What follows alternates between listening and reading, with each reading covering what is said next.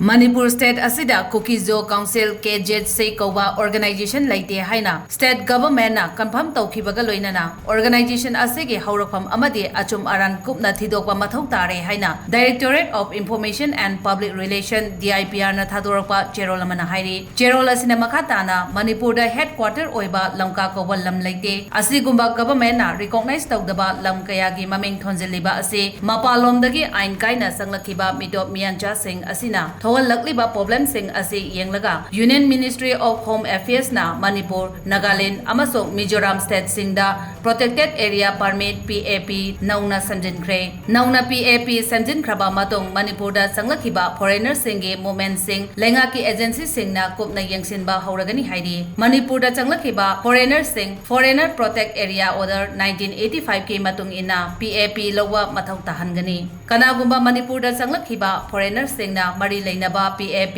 lauramdaba tarabadi makoi singi mathakta FIR panduna logi oiba action laukhatpa horagani lengang na paikhaliba thaurang sing asida state asigi miyamna cooperation PBO amadi masak khangdaba mari makhong khangdaba organization kharana panghaida hygiene ba wafam sing thajabiganu haina cherol asina appeal tawragdi